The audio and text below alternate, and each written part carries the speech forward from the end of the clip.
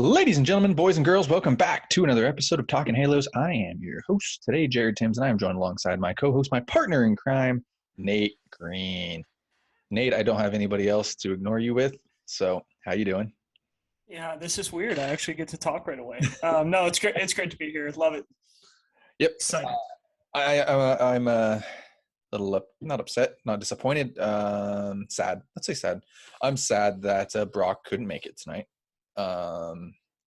Usually Sunday, or hopefully he'll be back on Thursday. I think is what he said. So, but I of course, I was waiting for Brock. I bought a couple of these body armors just for Brock to try it on here, and I have two other ones that Brock recommended. And I'll say that I'm a big peach mango fan. I know we are kind of talking about this off the record a little bit.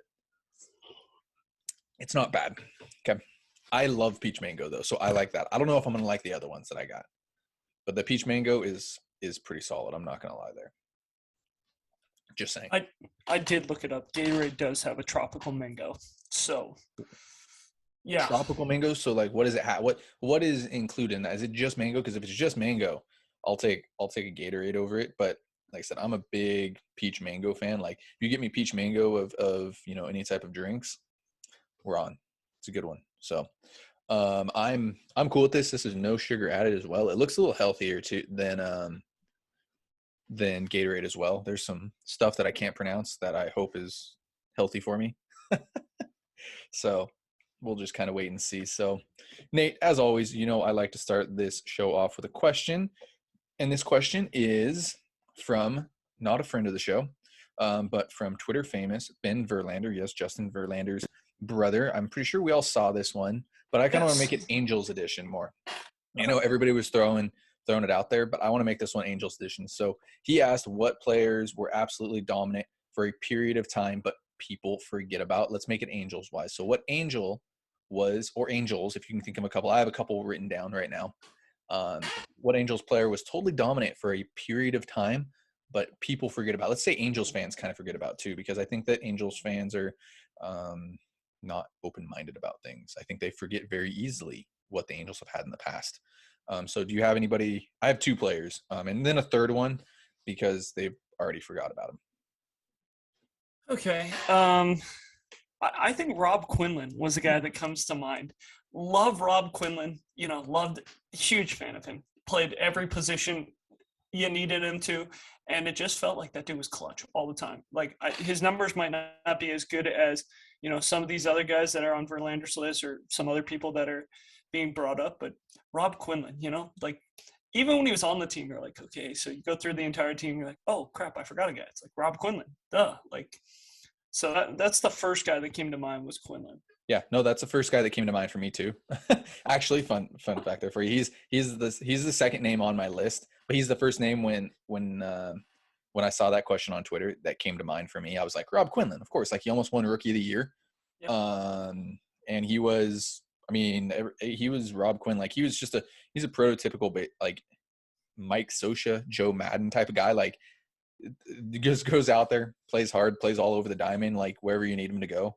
Like just coaches have to love him. Absolutely. 100%. He's like everything, literally does everything the right way. He was awesome. Absolutely. 100%. Next guy that would come to mind, Kendrick Morales. There was a time. There was a time. He was in the MVP talk for a year. 100%. Right before he got hurt, and I think were you at that game? I was not. I was in Minnesota. I was at Minnesota at a Twins Rangers game, and I got the news, and I was like, "This can't be real." Like, I was at that game. Couldn't be real. You can see me in the background of the picture of him hitting a home run. By the way, I'm sitting front row, so I had full view of what happened there. Horrible. So you snuck down in the ninth inning. Yeah, the normal. Everyone left early. Yeah. The normal sneak down in the ninth inning. A lot of Angels fans like to leave. This as a fandom, by the way. This is not as like a reporter or anything. Just throwing that out there. That I would not do that as a reporter. But as a fan, would start sneaking down, getting closer to behind the dugout. But Kendrick Morales, there was a time where I just remember watching him, and every swing that he took, it was like that ball's going out of the park. There was a time, like 100%, like there was that time where he would just absolutely light it up, unbelievable, like light it up, like things like that. That's one of the things. Like there's times where like Mike Trout does it, where anytime he swings, like it's like wow, that ball's gonna go out of the park. Yeah. or a guy gets that hot. Josh Hamilton had a time like that where it's like every time he swings, it's going out of the park. Shohei last year, there was a time like there was like a 3-week span where it was like, dude, he's going to go yard right here, and everybody knows it, and like there's nothing anybody can do about it. Like he's going to hit a home run here. So yeah, Kendrick Morales is that dude that I would say that a lot of people forget about how good he was. I don't know statistically if he was really that good, but like I said, there was a time just watching the Angels where he was just unbelievable. And the last guy that I think we have to throw in there because I think a lot of fans, weirdly enough, forget about him almost every single season. Mike Trout.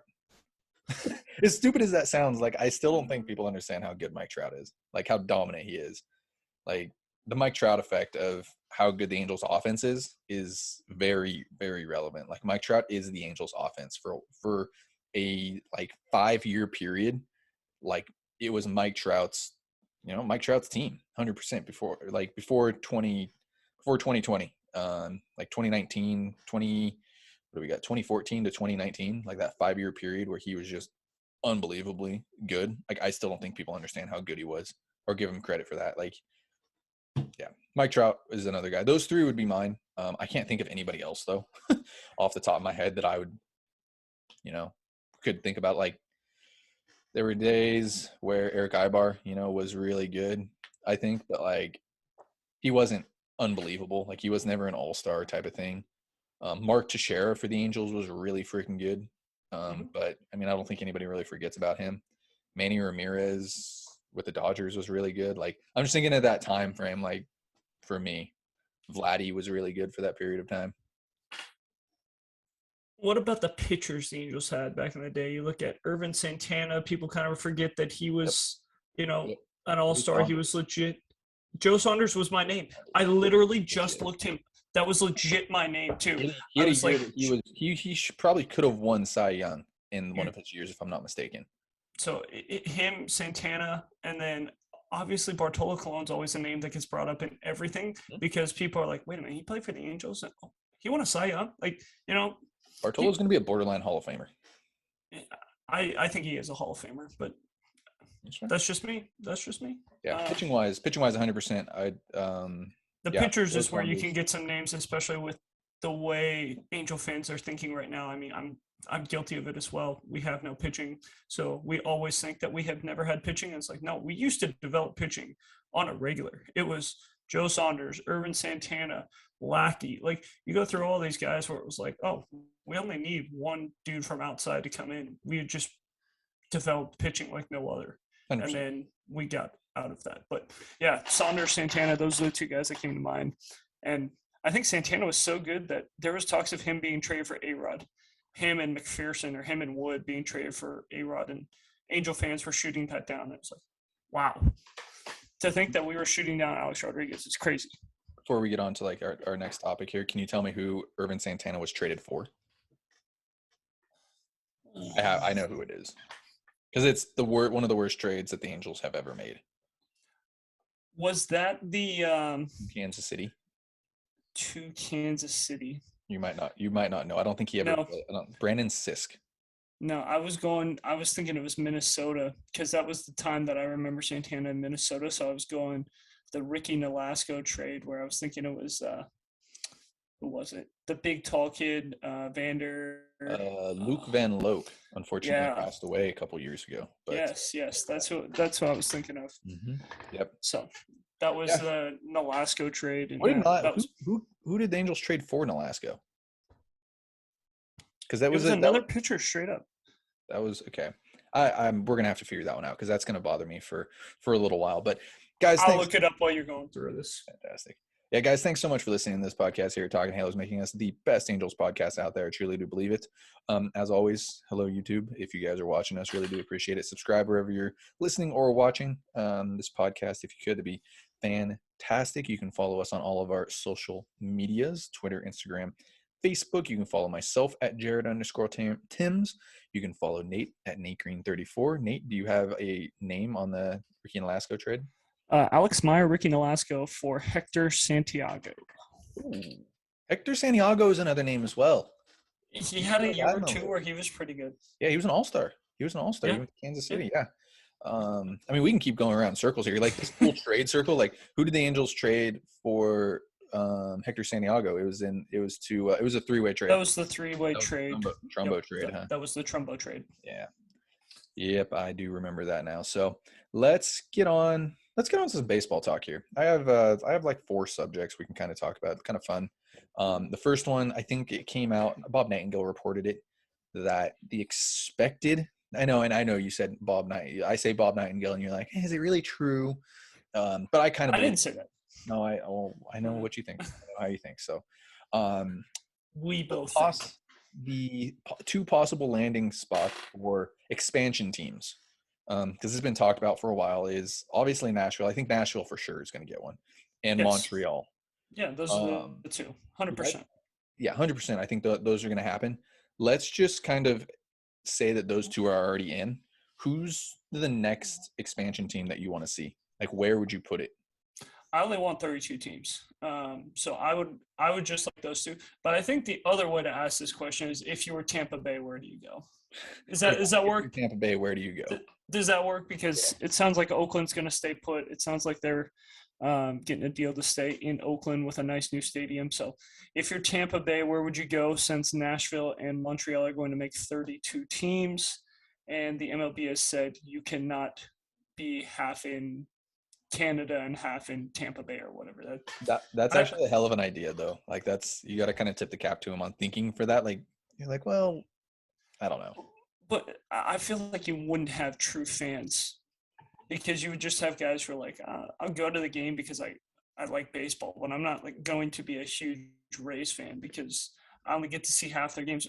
What if I make the playoffs? Am I going to have to play one round in Tampa Bay and one round in Canada? That would be terrible. I would hate to be a fan of that. 100%. But for me, if I seeing the Raiders and it doesn't look like it's been a success, I would not go to Vegas. I think it would be fun to put a team over there. I think they deserve it. Yes, but you just see I think the Raiders have had 6 issues this year when it comes to that's fair DUIs, when it comes to fight videos, like all these things. It's like, okay, I know baseball players are hopefully smarter than that, where they would just buy an Uber, but you don't want to put them in a situation to fail. You want to put them in a situation to succeed. So, and I mean, actually, and that's actually a really good point too, because there was a time like when the Vegas Golden Knights were there, where, I mean, I don't know if you ever saw that, but like the Vegas was so good at home because the teams would go out and the party. other teams. Yep. Yeah.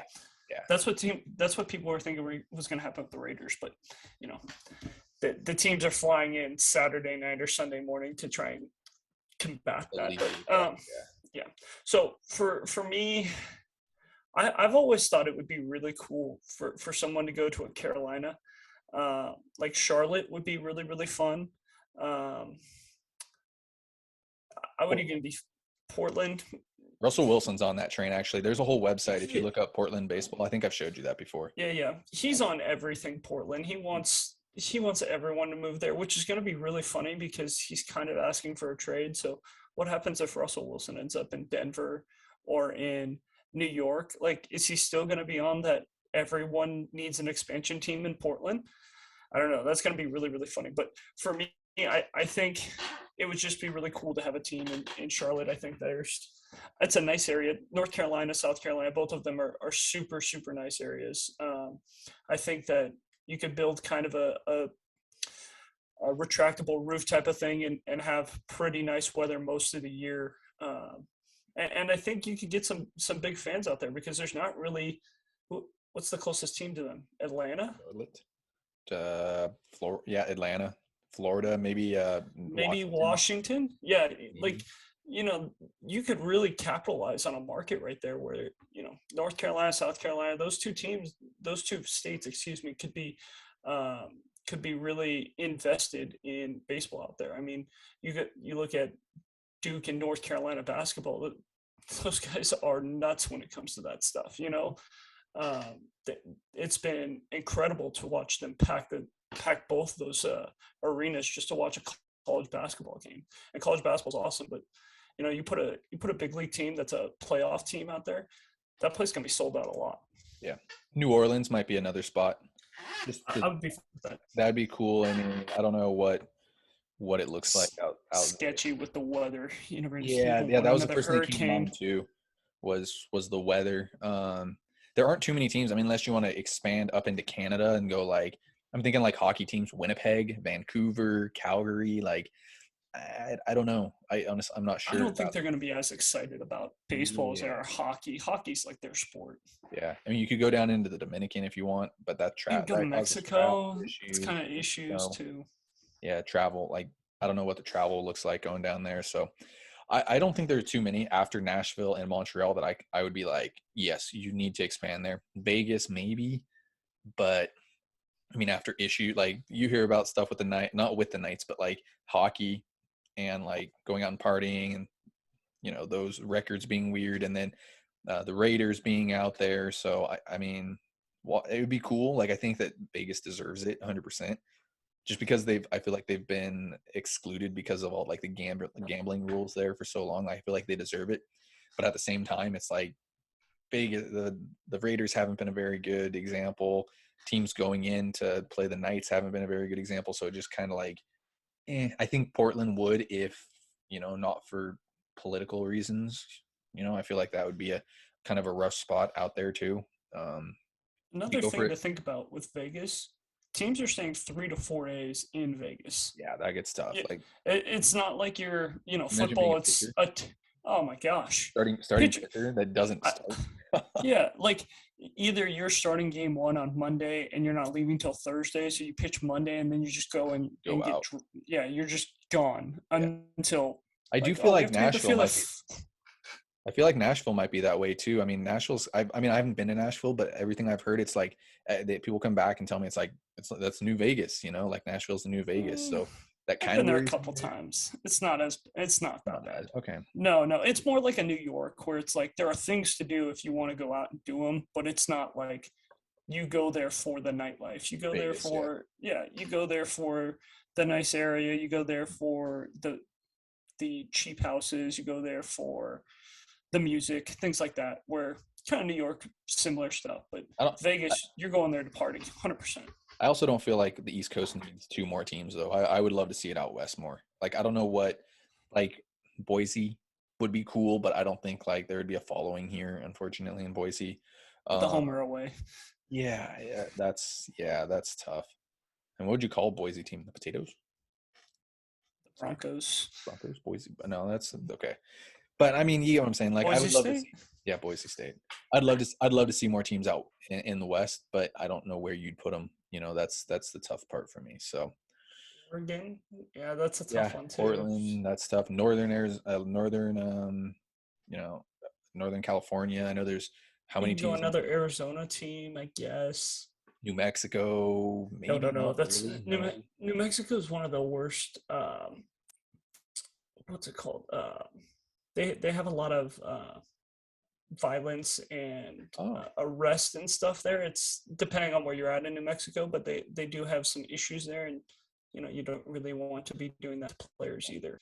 you go Uh, Southern Arizona as well. Maybe I don't yeah, know. Like, again, I'd love to see more teams out in the West. So you got to that's think of a place where everyone would like, where a player would like to go, because that's a big thing too. Like if I'm an owner and I want, like Nashville's a city where people want to be in. So like if I'm an owner and I'm trying to get players to my team, where's an area where people are going to want to be in, but also like there are going to be fans around them that are going to be excited for them. Utah, Salt Lake. That's like that's a big city. That's the biggest city you can think of like out west. It's not like anywhere in California because you have enough teams in California. Not Vegas, not Portland, not Washington. You can't probably put a team in Montana. Idaho probably doesn't want it. Can't already have a team in Arizona, New Mexico.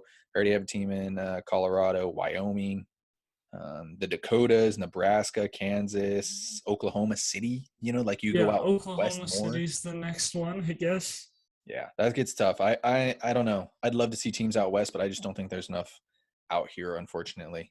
There's too much going on out here anyway, I think. Yeah. So All right, let's get on to actual Angels news, I guess is what you can call this. I don't know if it's news or not, but Rod Carew, did you see the Rod Carew quote? I did. That Interesting. he he is a fan of both teams. Yeah, that he is a fan of both teams. We can start off with that. Somebody asked him, how do you equally, let's see, do you equally divide your allegiance between the Angels and Twins? That was the question asked to Rod Carew, and I don't know why he replied to this. I don't know how he, like, I don't know what he was doing that he was like, okay, I need to reply to this and do this. But he said, I love Angels fans as much as Twins fans. That's fair. Like, Yep. I don't know if Rod Carew can really, pick an alliance. Like, he went in the Hall of Fame as a Twin, but he was with the Angels for 8 years as well. Like, I think it's pretty split. And he also mentions that he lives in California. He grew up in Minnesota, of course. But he then goes on to say, the only difference is Angels leadership doesn't want me involved with their club, and the Twins do. That's saying a lot, isn't it? Yeah, I think part of it too, though, has got to be the image of who he went into the Hall of Fame with. At that time, he got to pick. There was still that time where he was allowed to pick what cap he wanted to wear. I think that Only get to pick now. no, they changed that rule not too long ago because I think teams were wanting certain guys to go in Hall of Fame as their wearing their cap, and so they were kicking them an extra couple bucks, or like really trying to get them to wear their team's hat, so they had another person in the Hall of Fame. So now the Hall of Fame decides what cap they should be wearing. I believe you should double check me on that, but I believe that was a story that came out probably 10 years ago. Because I know that was something that got talked about with like Vlad and people like that, where it's like Vlad probably would have gone in as an Angel. Like, that's probably who he would have chosen. It's still a question. Like, he had his good, like he had his accolades in Anaheim, but I mean, you look at what he did in Montreal and started his career there.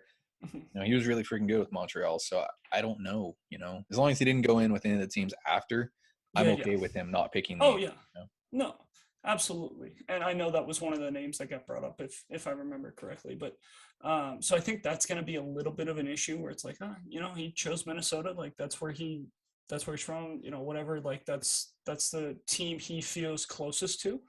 And as an owner, I can understand, like, how do you market a guy and ask a guy to come in and be like the face of your retired franchise? Yeah. If you went into the Hall of Fame as a Twin, and I have no problems with that. He can do whatever he wants. Unbelievable. He can do whatever he wants, but You're good. Yeah. You can answer the phone if you need to. No. I just needed to tell it to stop ringing. Stupid phone.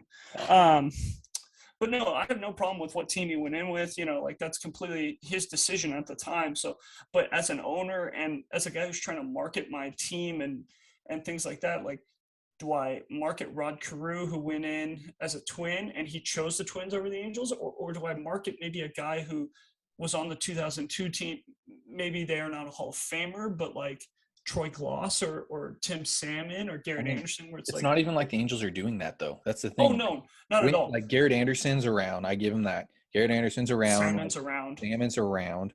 But like, you look at other guys. Erstad, Gloss, like those guys. Like Erstad doesn't want to be around. It seems like. I'm not saying that he doesn't want to be around, but like, No, I think he wants to be around. I mean, sure he wanted a manager job with the Dodgers at one point, so he wanted to be around the big leagues again.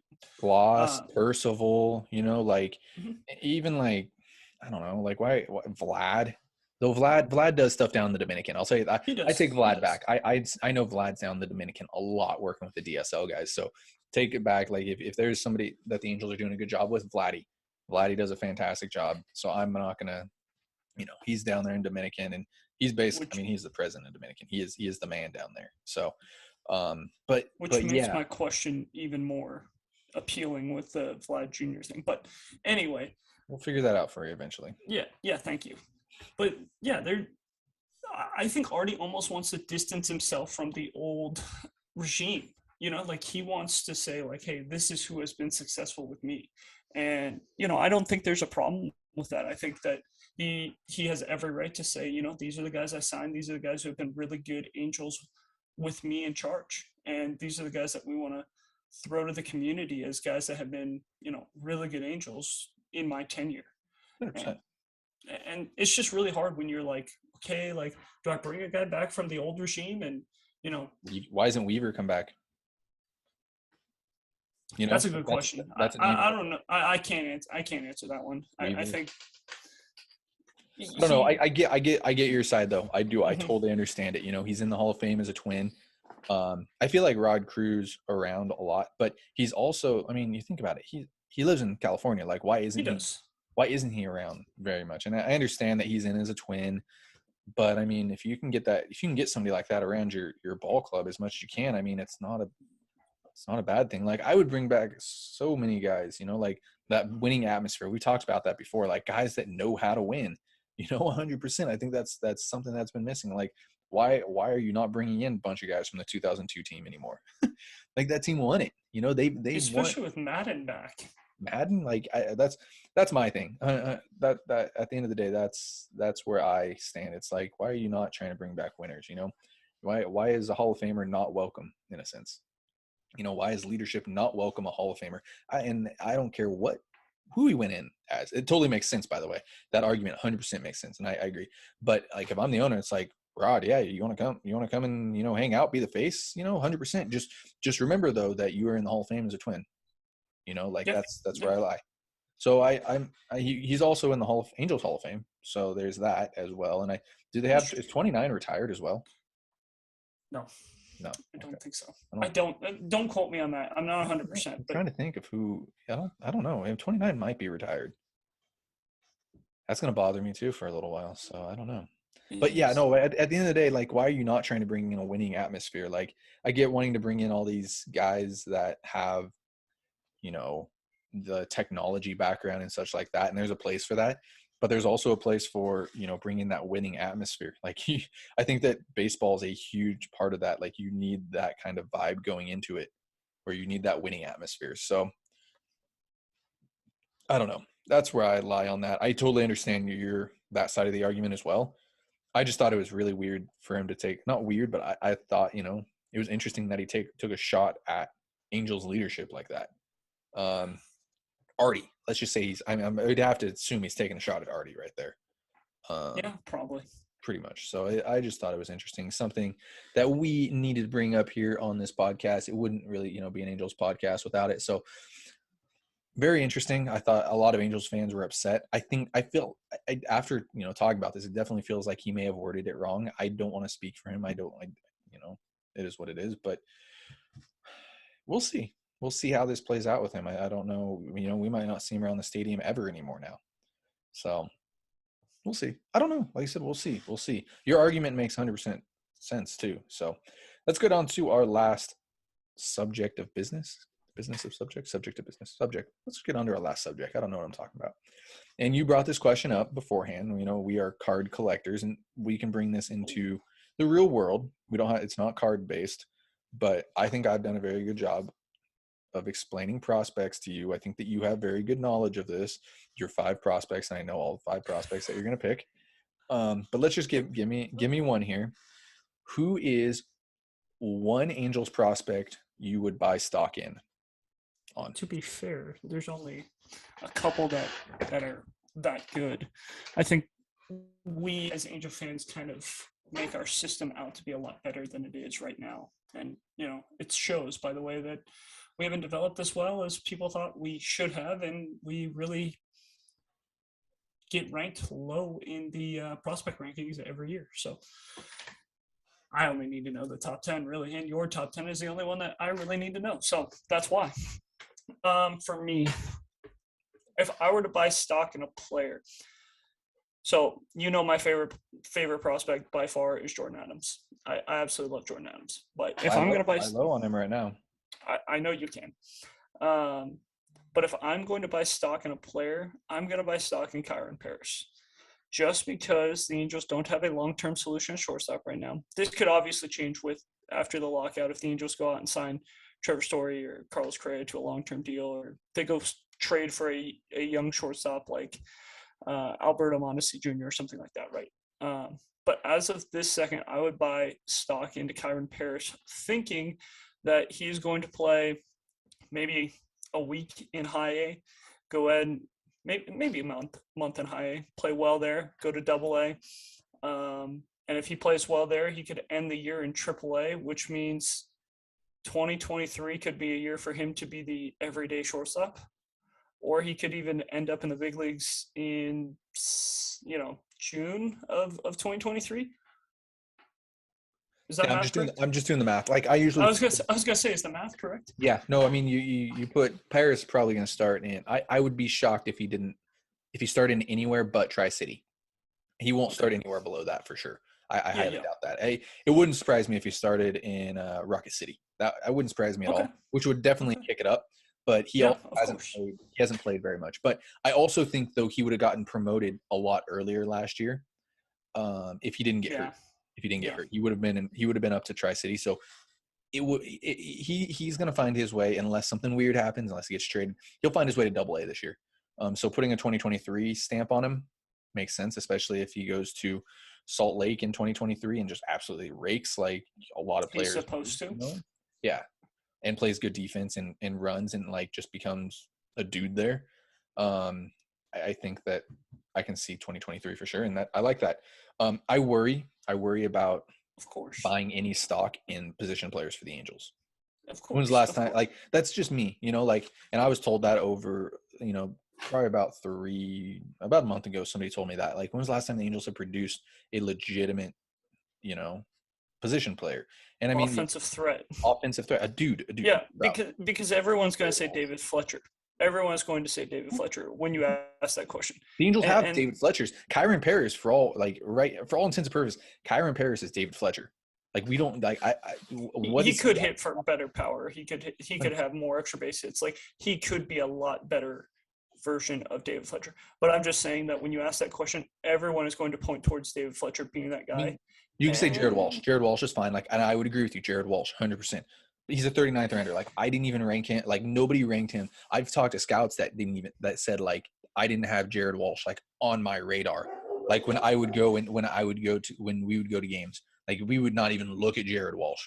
And like that was it for me too. Like I thought the same thing. Like when I would go out to Inland Empire, it was like, oh, Jared Walsh is like kind of cool. Like he's hitting well type of thing, but like he's old. He's not going to do anything. Like he's a college kid, 39th rounder. Like, why would you put any stock in him? So like scouts were the same way. And like I said, I've talked to many of scouts that have said that. And I've talked to many of writers that are like, Jared Walsh is just not a fluke, but Jared Walsh is just, a different story. So yeah, Jared Walsh, the late bloomer thing. I don't know if that's really them developing him or just actually waiting long enough where he just saw enough pitching and got better. Yeah, no, they had to have done something because like the biggest thing I think for Jared Walsh was the swing change that he made. That was huge. Like I was one of the first people to pick up on that. Like I had a before and after, and that was the biggest thing. So whoever did that, Sean Wooten, Jeremy Reed, whoever that was, the AAA hitting coach at the time, I forgot. That might have been Jeremy Reed down there actually. Whoever that was that worked with him, that is 100% like congratulate. Like that is Jared Walsh's biggest thing was making that adjustment that he made. But the last position player that they've produced, like, okay, Joe Adell, but he hasn't done anything at major league level yet. Brandon Marsh, he hasn't done anything at the major league level yet. Like these guys have been really damn good. Like they're top prospects. Joe Adell was a top 30 top 5 prospect in baseball. Hasn't done much yet, and I fully trust what those guys can do. I know that like those two guys, I watched almost every single one of their games in the minor leagues. Like I know that what those guys are. I know what they can be. They haven't done anything at the major league level yet, and that doesn't worry me by any means. They're young. They're still getting their feet under them, and I believe that they are going to be damn good baseball players at the end of the day. But for me, like it's hard for me to buy stock in position players. Like if the Angels had produced any position players over recently, like legitimate like guys. Besides Mike Trout. Besides Mike Trout's Mike the Trout. last one. Yeah, which besides is a Mike long Trout, time ago. Jared Walsh. I mean, David Fletcher has come up, but like those are the last guys really that they've produced. Like Errol Vera would be my number one prospect. I love Errol Vera. Like he is so advanced. Like everything. Like I was able to. I think I saw 15 games from him at low A, and it was like this kid's how old? Like he looks like he is Yeah. the oldest kid out here, and this is unbelievable. Errol Vera is my guy that I would buy. Like I've been buying stock on him for a while. Like it's been my guy. Of course. I love Errol Vera. I really do. I think he's going to be a dude if the Angels can produce him. You know, like I'm hoping that they can. Pitching wise, I don't know if I should give this name away. I'm not going to. Davis Daniel. I'm not going to give the name away that I'm going to put out there. You guys can see it in my top 30 prospect list, top 50 prospect list, whatever I put out there, because it's Davis Daniel like what this kid could be. So I'm excited. But Davis Daniel's the guy that I would continue to buy stock in. I know a lot of teams like him, and I know that the Angels have produced pitching lately. In a sense. It's not Sam Bachman. Sam Bachman. Oh, I can say Sam Bachman. Yeah, I'll say Sam Bachman. Like it just worries me. Like, what is Sam Bachman? Is he a really damn good reliever? We're going to go back and forth on this, and I'm going to continue to go back and forth on this. We are not going to go back and forth. We are not going back and forth on this. You are going to go back and forth on this. I'm going to say the same thing. There's going to be one day where it's like, dude, this guy could be a legitimate starter, you know? And then there's the next day where it's like, this guy's going to be a legit reliever. Like, at the end of the day, what is Sam Bachman? I don't know. I really don't know, and I don't think anybody knows yet. That's the thing that bothers me the most. Like, if Sam Bachman goes out there and does his pinpoint control and has the disgusting slider and is hitting triple digits, and he also has a changeup, like that makes him a starter. It makes him a legitimate starter. Like I'll put a 60 grade on it. Right now he's a 50 grade for me because we don't know what he is. The injuries worry me a little bit, like that, a little bit of an injury scare. But like, could he be Corbin Burns? Could he be Brandon Woodruff? 100%, 1000%. I totally believe it. Like the stuff is there, and I know you gave me that look, but the stuff is there to be those guys. Could he be a legit, like could he be the closer of the future too? 100%. Like he could be. You could go. I don't know who it would be like, but Sam Bachman and Raisel Iglesias are going to be like back at one point, possibly too. C-Rod. Like the Angels, like look at that. C-Rod, Bachman, Iglesias, 7-8-9. 7-8-9. Like that's shades of like legitimate, you know.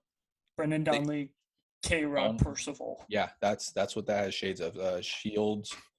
Donald, Scotty Shields. Yeah, 100%. That's what that has shades of. Like that could, like, and like if you want to even put comps on it too, like Sam Bachman's Brendan Donnelly, like a long term, like a better K-Rod and C-Rod. K-Rod. Well, I was going to say Scott Shields because that too seemed, but yes, no. I mean, we've given the Rodriguez comp too, like that's a very similar. K-Rod, C-Rod, Iglesias. I would say Iglesias. Like yeah. 100%. I'm in agreement. Like, but it comes down to that third pitch for Bachman. Like, his fastball slider is enough, 100% enough to be very good at the major league level as a reliever. But if that changeup comes along, like he would be the number one prospect in the Angels organization. He'd be a top 100 prospect, probably a top 50 prospect in all of baseball. It just depends on where that changeup is at the end of the day. So yeah, if I'm buying stock in him, that's cool with me. Like I'll buy stock in that. Edgar Kiddo, like I suck at, you know, that type of thing. That's the name calling. But Edgar Kiddo is another name where it's like, wow, this guy could be special too. But the Angels haven't produced offensively. You know, that's the thing that worries me. And they also just lost Jose Molina, who was big with the Latin kids. That worries me a lot, doing the Latin catchers, because I think that's a big piece. I think Jose Molina is a big piece that they lost out on Latin wise. So. Here's my last thing about Bachman and why I think he's a reliever. You are going to continue to change your mind on this every single minute of every single day. I swear, you guys, we talk about Bachman every day, and he has a different answer every day. He's like, oh, you can ask Taylor Blake Ward too. Like we constantly debate it too. It's like, is he a reliever? Is he a starter? Like you can actually, that's probably one of the biggest questions prospect wise in all of baseball. You know, like there aren't very many prospect questions like of what guys are, but like Sam Bachman becomes a top 50 prospect if he's a starter. You know, like he's in the Reed Detmers territory. Actually, he's probably above Reed Detmers. You can probably slap a 60 grade on him because of the stuff is that good. But if he doesn't have that third, like it's one of the biggest questions in baseball prospect wise, 100%. The reason why I stick to my reliever prediction on him is because the Angels know they need pitching, so they're going to bring him along quicker than they would anyone else. So that's why I think he's going to be a reliever. You're going to see him with a 101 mile an hour fastball. You're going to see him with the 90 mile an hour slider. He's going to be ridiculously filthy. And he pinpoints it too. He's got good command. Yeah. So they're going to be like, oh, this is special. Oh, this is special. And they're going to continue to push him. We're going to look up in August. The dude's going to be in AAA. And it's going to be like, oh, do we call this guy up? Like, if we have a shot to make the playoffs, do we call this guy up? And next thing you know, don't count him out as that C-Rod thing last year either. You know, like and everybody again, was like, C-Rod is not C-Rod's not going to be in the bullpen. It's like C-Rod makes this bullpen a hell of a lot better than we saw at the beginning of the season. You know, like what C-Rod could be. So, and that would put him in the bullpen right away. And they're just he's going to be so good that they're not going to worry about, oh, hey, let's really work on getting that changeup so we can put you in the rotation. Like, if you're one of the best relievers in baseball, like Josh Hader was one of the top prospects in baseball as a starter. What did the Dodgers do? Very good. They have a plethora of starters. So they put those guys, Dustin May was a perfect example. Julio Urias, Gosselin, like 100%. Like, I'm not saying that the Angels have that depth of the rotation. No. By any means. But, like, if Sam Bachman can be good and produce the major league level and you have, like, those starters and he can still continue to produce, you know, like, he's still – you don't – Nate, you don't lose, like, pitching 5 innings out of nowhere. Like, relievers can still go out there and throw 75 pitches, you know, like – I have no doubt for the next Josh Hader. That's what Sam Bachman is. He was the guy who was a big piece in the Carlos Gomez trade from Houston to Milwaukee, made a trade. Huge piece in that deal. And he was a big starting pitching prospect. And they brought him in and they were like, okay, you know, fastball slider, changeup isn't quite there. They brought him in, used him out of the pen. He started going 2 innings a night and just being absolutely ridiculous. And it was like, hey, why would we mess with this guy? He's the best reliever in baseball. Well, he's 24 years old. He's the best reliever in baseball. Sam Bachman, Josh Hader, like, you know, you're weighing. If that's what happens, you're not upset if that's what happens. I'm not saying you're upset. I'm just saying that is why he is a reliever in my eyes, and he will not be a starter in my eyes until the Angels use him cautiously. Yeah, I think you got to. But if they're going to be aggressive, where he goes out there and he goes 5 shutty in his first single A start, and they go, oh, go to AA, and then all of a sudden he's like, you know, 30 innings pitched in AA in 5 starts or something like that. And he's got an ERA under 2, and they're like, yeah, we could use this. We could use this. Yeah, it's like, we could use this out of the pen right now. So you're going to come up. Like, that's what's going to happen in my eyes. I could be totally wrong, but that's just what I see happening, because he does have special stuff, but I don't know if he's got that changeup in a good enough spot to be a 3-pitch mix. And I'm a big believer in starters need to have a 3-pitch mix. 100%. Oh, I do too. At the end of the day, I think starters do. But I mean, you look at it down the road, like if the Angels are in it come July, why not? Like, and Detmers isn't in the rotation. Detmers and Bachman coming out of the pen is scary. Like, you just let Detmers go out and throw 2 innings. You let Bachman go out and throw 2 innings. Like, Detmers with a 4-pitch mix, if they pitch him correctly, like, and don't throw that curveball all the time. Like, I know everybody loves that curveball and falls in love with it, but it's not his best pitch. Throw the slider, throw the changeup, throw it all. You have all 4 pitches, throw all of them. You know, get ahead with the fastball, let that fastball work, let pinpoint your control. Like, I'm not worried about Reed Detmers at all. Like, what we saw out of him is exactly what I expected, exactly what a lot of people expected. Can I say one last thing about Detmers? I'm just going to say one last thing about Detmers. Because you compare him to Clayton Kershaw, and very loosely. I know that's Clayton Kershaw. I'm saying very loosely. Yeah. But if you look at Clayton Kershaw when he just got called up, he was a fastball curveball guy. He makes the changeup, which was nice. What turned him into the best pitcher in baseball? He added the slider. Added the slider, right? Detmers has the slider. He just doesn't use it. But if he's able to figure out, hey, I can throw this. Oh, I can throw the curveball. Oh, I can backdoor the slider. Oh, 2. Like, figure out that he can use all 4 pitches. Mm-hmm. He might not turn into Clayton Kershaw, but he's going to turn into a really, really good top end of the rotation piece. If you're buying stock in pitchers, you know, Detmers is fine. I'm fine with Bachman, even though he's a reliever, you know. But for me personally, I'm buying stock in Kyron Parrish just because I think Kyron Parrish could be the Angels shortstop of the future come 2023. That's fine. Productive talk here on the prospect level. I'm glad that you are learning prospects from me. Good job. And you have your Hey, own opinion on it. I listen. I pay attention. It's my turn to figure things out, right? Exactly. So, Nate, any final thoughts for that before we let everybody go? Hopefully, No. when we get come back on Wednesday, we have good news, better news. I don't think we're going to see anything resolved on Monday today, as you guys are listening to this. I don't think baseball wise we're going to see anything resolved, but hopefully we have progress. That's what I think everybody can hope for, is progress, and we don't have just a backwards meeting that goes on today. So hoping for progress to happen today with the Angels, or not with the Angels, with Major League Baseball. However, we are and we aren't. We are and we aren't. Yeah, exactly. We'll see. So, guys, thanks so much for listening here at Talking Halos, making us the best Angels podcast out there. I truly do believe it. If you could follow us wherever you are listening to it, subscribe wherever you're listening to it as well. I guess that's the correct term for it. Subscribe. If you're watching us, subscribe on YouTube as well. I'm having an absolute blast looking at myself the entire time. Makes life a lot easier. Yeah. It makes it more fun for you and I, because we can see that you give me that look like you're an idiot, and it just makes I it usually easier. do give you that look, but But now everyone can see it. Now I'm not crazy. Yeah.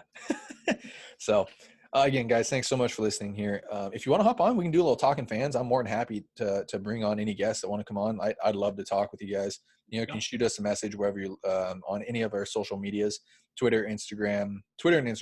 If you guys are if you're listening, I'll reply to you on those.